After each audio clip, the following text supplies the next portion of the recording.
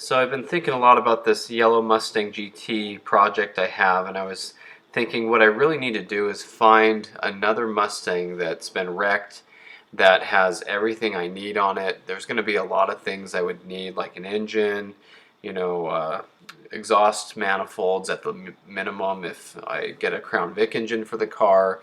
I need some power steering lines that the guy on this yellow one had cut off when he was taking the engine out, and I just thought it'd probably be better if I just found a whole running car and picked it up, because it would have a lot of the stuff I need on it. And so I was looking around, and I'm always looking and having fun looking on Facebook Marketplace or Craigslist. And I was with my family, and our kids were at a rock climbing thing they have at the college here, where they take classes on rock climbing, and they have a big swimming pool and stuff. And so we were going to be there for a few hours, and so my wife was reading and doing stuff on her iPad, and we were watching the kids do their things, and I was, of course, looking through my phone, and I came across this ad, which is in Pahrump, Nevada. So it's about an hour out of Las Vegas. And so I saw this and I thought, oh man, that's a '04 Mustang GT, and it only had 64,000 miles on it. I couldn't believe how low miles it was. And of course it says for parts only. This is one of those situations where the guy had bought the car because he wanted to cut the catalytic converters off it and then part it out. And so I looked up from my phone and I'm like, oh man, this is it. Like, I get these moments where I'm like, okay, I need to make this happen. And my wife looks at me and I look back at her and I'm just kind of like, you don't want to know. And so I start talking to the guy, and like, I need to at least start a conversation with him so that I don't lose this ad, in case the ad gets taken down or whatever. I saw it had bullet wheels. I saw it had the GT rear bumper, the tail lights, had a lot of good stuff. Interior upgrade package, beautiful leather seats, and the seats had the larger headrests, and you can see they're in great shape. And so looking the car over, I messaged him and said, why don't you just sell me the whole car? I'll give you a really good price for it. And this time I offered him a pretty fair price. And so he immediately accepted my offer and said, oh yeah, I'll definitely sell you the car for that much money. Let me get home and take pictures of it so I can show you what's left of it. And so at that point I said, now hold on a second, I'm not going to pay a whole lot for this car if it's already had stuff taken off of it, because these pictures show all the good stuff on there. And so he answered back and said, well, I sold the bullet wheels and I sold the front seats. And I said, okay, well, that's a lot of money worth of parts there that I would consider buying the car for this higher price for. That makes it worth it. But if it doesn't have those things, then I'd like to get it for at least the engine. And the engine only has 64,000 miles on it. I talked to him about pricing on the engine. He wanted a certain price, and I said, look, I've bought several of these 4.6s from $180, $250, $500, $700, $900, depending on the mileage, but that's about what I paid for all those different engines, and probably a couple more in there that I'm not remembering. And so we talked back and forth, and he's about 3 hours away, and so he said I would be interested in coming up that way, and I could bring the car in the trailer, because he likes to do picking, where he goes out and goes to little towns and buys things, and he likes to buy cars that are wrecked like this to cut the catalytic converters off because the money's there. And so I told him I've had the hardest time finding a trailer from U-Haul to get down there, and just in the last little while, every time I've tried to get one, they're always booked out. And so we agreed on him bringing the car to me because he had a trailer and he wanted to come up this way, and I would pay him a little extra money for that. So that was going to work out nicely, and I was excited about it because the car would just be coming here and I wouldn't have to put the wear and tear on my Tahoe and try to get a car dolly and drop the drive shaft, because I felt like that'd be the lightest option to tow it back here. I've done that before, actually.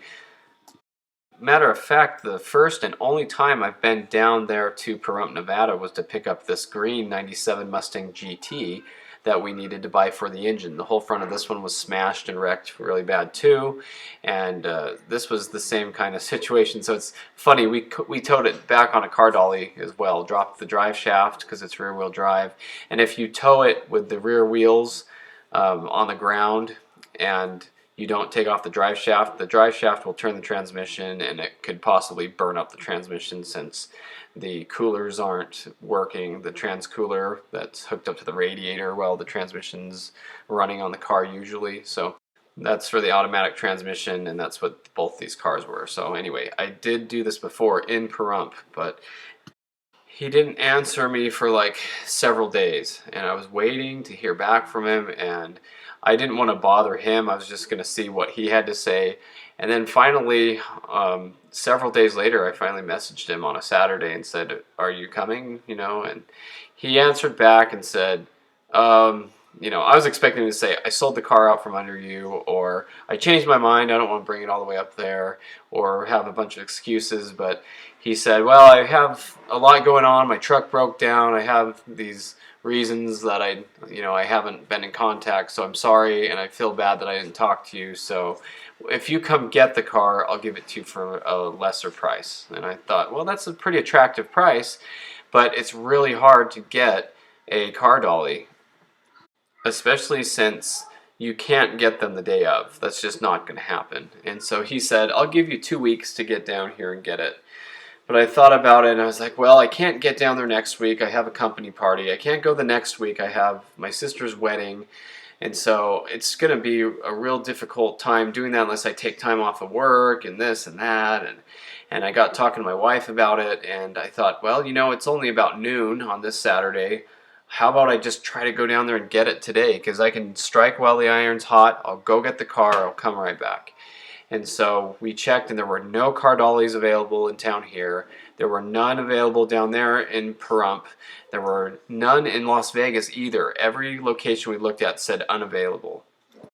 So I didn't want to have to ask again, but my friend was really cool about taking my Cobra to the dyno with his nice trailer and his F-250. It's actually a F-350, and I didn't want to have to ask, but this was becoming more of a crunch situation, and I just messaged him and asked him, and he was really nice about it. And he said, "Hey, yeah, I'd love to go on the trip. That's not too far. Let's go ahead and do it."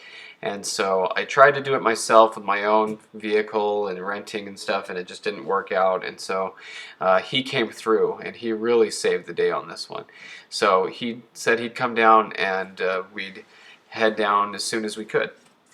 And so these are the pictures the guy sent me of what the car looked like now. It wasn't too bad, and the engine was there. It was a little dirty because power steering fluid went everywhere on it when it was in the accident, but it had these ugly steel wheels on it. But other than that, it was still there. The seats and the wheels were the only thing gone, and the catalytic converters and stuff. So I was really excited to go down and get this car. I was happy it still had the hood scoop and things on it like that. So we started heading down through this nice desert drive towards Las Vegas, and you could see all the dust out there. The wind was blowing really hard that day. And my friend's a welder, and he was saying he couldn't really work that day because of all the wind. He was working outside at his shop, and so he said it was a perfect day to do it. So it was a lot of fun to head down in the desert and be going to get another Mustang. So this is the beautiful scenery on the way to Las Vegas. I love going down here.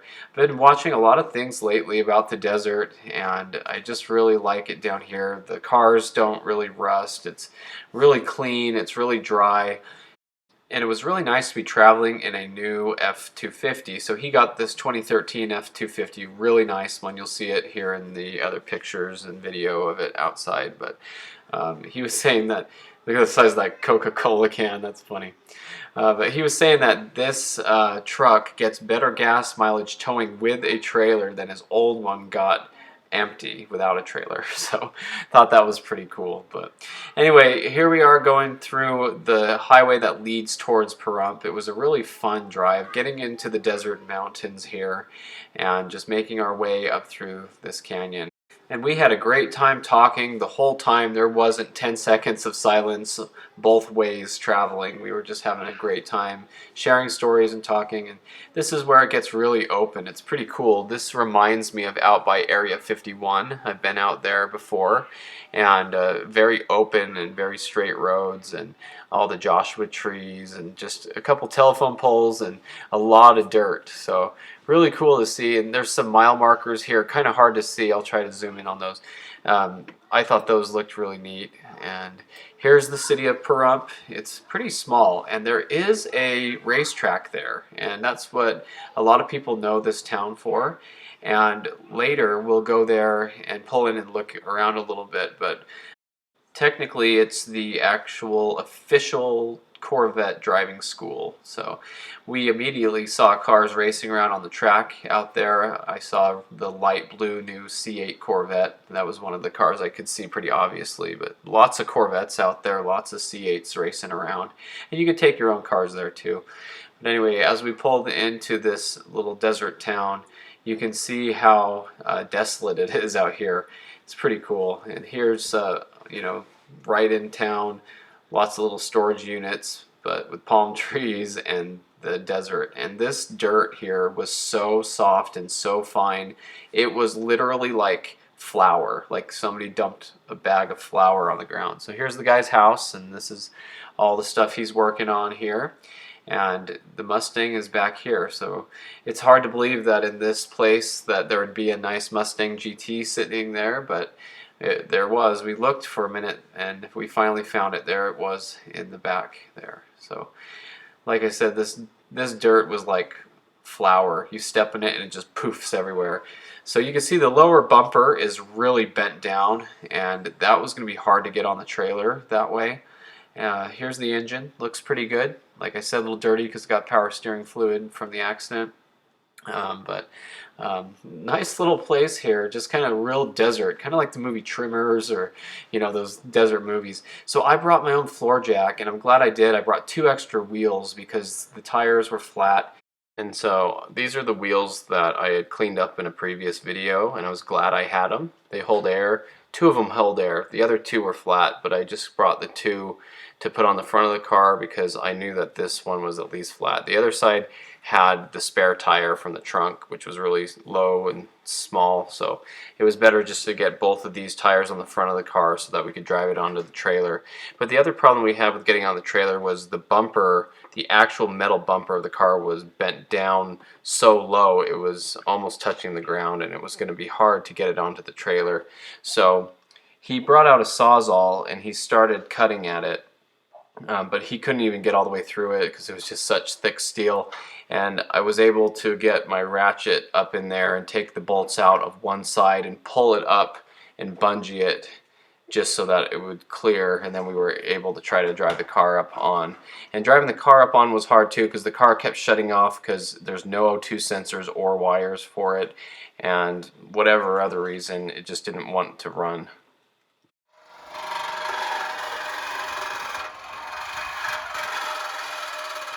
Good. Let's try this out. Roll your window down if you want. Yep. So you can breathe. It's clicking. I don't think the relay's working for the window. Oh. But All right.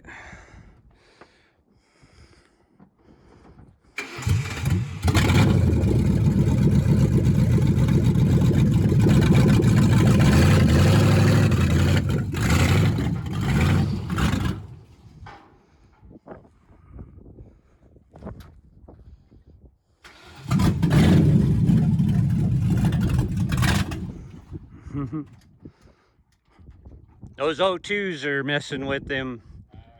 oh yeah.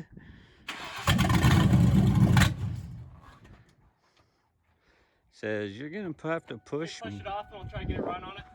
Oh, okay. Yeah, we can do that.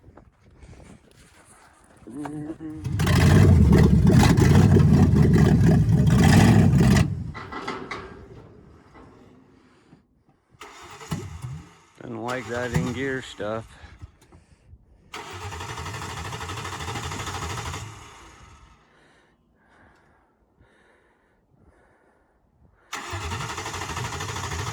How does it put itself in a dead mode?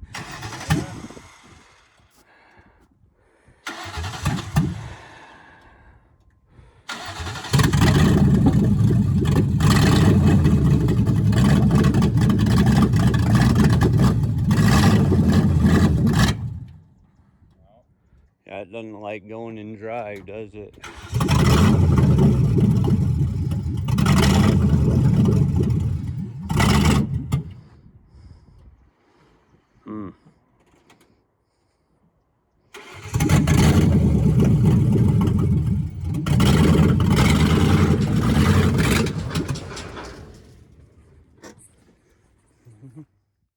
so you can see it was quite a struggle to get it onto the trailer, but we got it up there. And I didn't want to run it very long because it doesn't have a radiator, and the belt's off it anyway, so the water pump's not going to be moving. Got going, and this cool GT was parked there in that driveway, and then we saw this car dolly. Speaking so much about car dollies today, I told my friend if I knew that that car dolly was there for sale like that, 2 blocks away from the guy's house, I would have just driven the Tahoe down there, bought the car dolly, drove it 2 blocks over, loaded it up, and driven it home. But it was just better to do it this way. So we got here to the racetrack. My friend said, why don't we stop in and take a look around since we're already here. The Spring Mountain is what it's called, and like I said, this is the Corvette Racing School. My friend said his grandpa or father-in-law bought a Corvette and he came here to learn to drive it, and they have a whole bunch of C8s there. I was surprised how many they had. So they gave us this cool booklet that told all about it. It's kind of a resort too, so you could barely see, I know it's hard to see, but there's the blue Corvette, a red one, a bunch of them parked there. But going through the desert, you can see these dust devils. They're really high. They're probably a mile high or more. They just go up, and it's cool to see those on a windy day out here in the desert. And there's the GT. We strapped the hood down with that orange strap. You'll see what happens to that orange strap soon. But anyway, cool desert. Just loved being out there. Such a long desert highway. I was trying to get these Joshua trees in the video, and as we kept going, it seemed like they got thicker and thicker, so I kept recording them. So not sure how great they turned out, but it was just cool to see those. It reminds me of going to Nevada and California when I go to the desert to Disneyland, or going to get mustangs in other places. But here you can see they're really thick and they're really cool to see, really deserty. So reminds me of a cool story. There was a GT500 that was found in Death Valley that was at the end of a dirt road that was abandoned for like 30 years. So just being in the desert is really cool. Lots of cool desert stories like that out here. And anyway, this is coming back towards Las Vegas. A lot of really neat rock structures there. Just really good scenery and really nice place to go. We pass a yellow Challenger coming up here. I think he was right there. SRT, I think. Maybe it was a Scat Pack. But anyway, it's cool because as you go through these mountains, you'll see Las Vegas to the left here. In the next frame, you'll see there's the city. And it's so interesting, you have such a populated area, and then not too far away you have absolute desert and desolation. So we stopped to get gas at this Chevron, $6.09 a gallon, not too bad for diesel. And this Chevron's pretty cool because it's the exact place that we stopped getting the green GT back in like 2009, I think it was. So I haven't been out this way since then, but it's the same place we stopped for gas with the other GT. So here, it's nice to get out and actually see the GT for a little bit. I mean, I haven't even looked at the car, but it's in really good shape. The paint's really nice, and low mileage car and everything. But if you look over here where that awning is over there, I'll zoom in here. This is where we got gas on the way back with the other GT, and these are the pictures of that. Here it is on a car dolly, and these are cool pictures because it reminds me of this trip. And that project was really cool. Unfortunately, this engine, we pulled it out and it only ran for a couple minutes and it locked up. It was completely out of oil, and we know we added the oil, so we almost wonder if it was sabotage. And so then we went down to Vegas and got this Mustang GT. We got the engine out of this one for $100, $180 for the engine. They wanted us to take the whole car, but it didn't have any wheels or anything. And this car sat with no hood on it in the elements in the desert in Vegas for years with the engine exposed. And we pulled the engine out, cleaned it up, took the valve covers off, the oil pan, put fresh oil in it, rotated it, cleaned it up, and it started right up, and that engine is still in that car running today. So pretty cool. This is what the car looked like, 96 GT 248A, so it's like a GTS with an added spoiler, roll-up windows, pretty cool. So anyway, I noticed that this side skirt piece was coming off, and it was kind of cut around where the screw is anyway, but I didn't want to rip it off. I got it off so that it wouldn't break. But filled up, it was like $100 there, not too bad. But just looking at the asphalt and everything out here in the desert, nice and dry and quiet and hot. Blackjack that has like Vegas character all over. So pretty cool place just to see how desolate and quiet it is. You have the wind blowing in your ears. Just a fun place to be. So making our way back into Las Vegas, and my friend was hungry and he wanted to eat at a place. I said, go anywhere you want, I'll take you out to dinner, because he really did a huge favor helping me out with the trailer and everything. So he wanted to go to this place, Farmer Boys, and they had really nice burgers. Really cool country place, cool artwork on the walls and decorated nicely and stuff. So I ordered a nice bacon burger. That sounded really good. And I know food doesn't always look good in pictures as it does in person. And saw the zinc yellow V6, recorded it driving away, convertible. So pretty cool to see that driving around in Vegas. But this is my friend's truck. I said I'd show a better picture of it later. Really nice truck for the job. It did excellent. It's like the car and trailer weren't even behind us. It towed so well. But then I was able to take another look at this GT and see how nice it really is. It just shines in the sun so well. Beautiful car. It's really too bad that it's been wrecked. So this same friend who's with me, we went together to Gowden Ford here in Vegas and looked at the 2011 GT350. It was kind of a special thing Shelby did a little while ago, so that was kind of cool. We have good memories of going there and seeing those.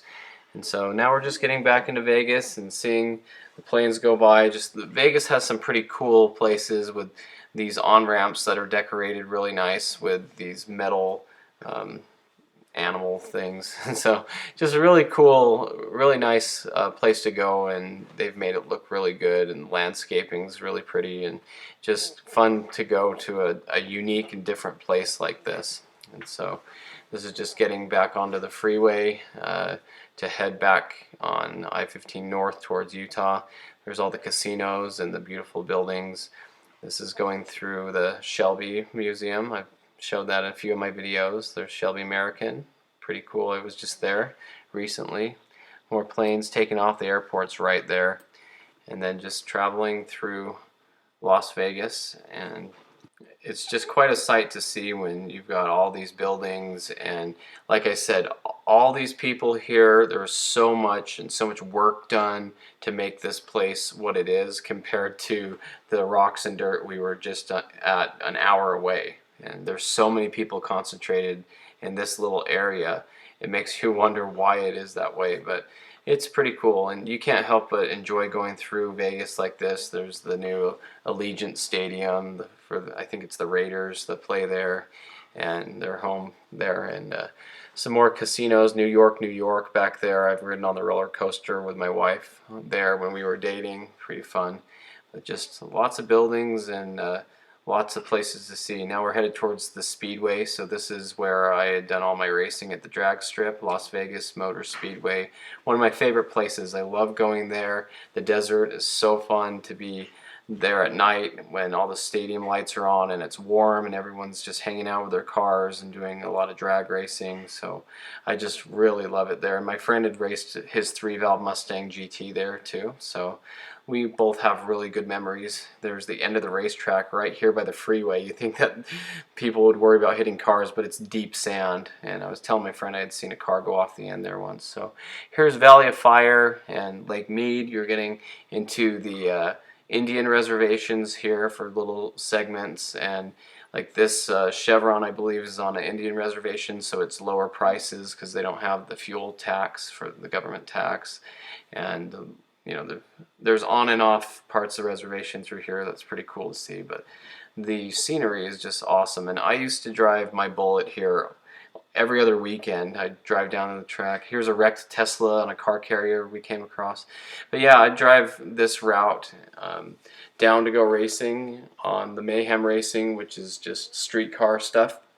And then I drive back like this. It was usually nighttime when I drive back, so seeing the scenery like this is pretty cool because it was always dark when I come back. But this is the same scenery that you might have seen in my dyno video for my Red Cobra.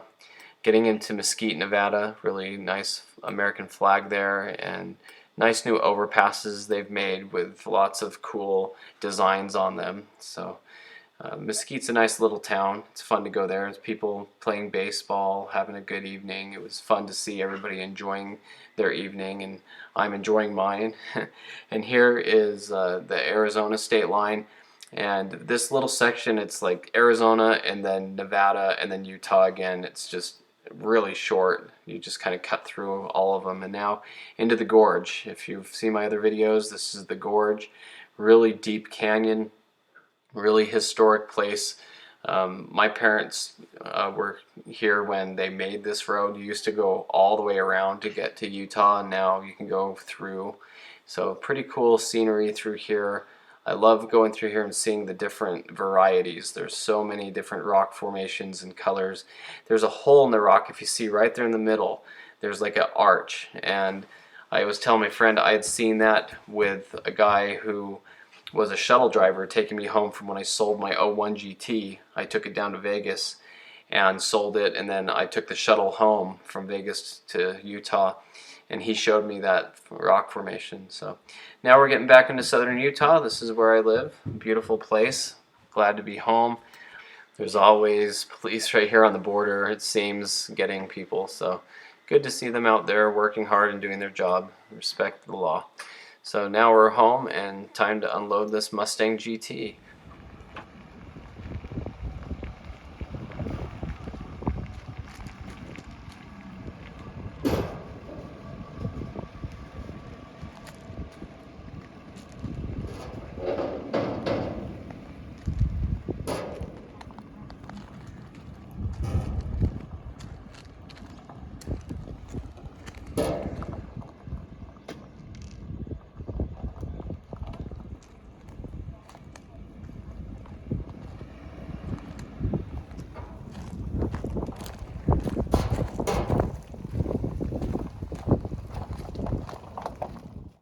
Had my brother come over to help too, so here he comes in his GT.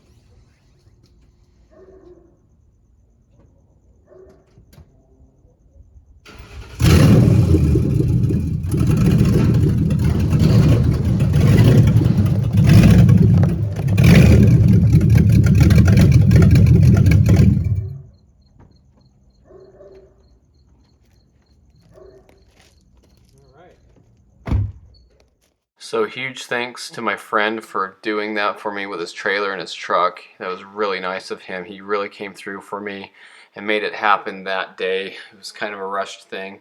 But I got the GT home, and I'm looking it over and I'm deciding if I can try to save this one too. I might just save it. I bought it technically for the yellow GT's sake, to put the engine in the yellow GT and stuff, but if this silver one's fixable too, I'd like to fix it and continue with the yellow GT with its own process and long-term project of trying to get the things I need for it, like exhaust manifolds, intake manifold, if I get a Crown Vic engine for it, or I have a couple things I'm looking at for that. But anyway, I've got these two GTs now in my side yard, and if anything, they're eye candy, and I've saved them from the crusher, and I really like having them, and I'd like to just keep them and see what I can do with them. So we'll see, and maybe if I get them running, I'll sell them to somebody who would enjoy them. I don't know yet.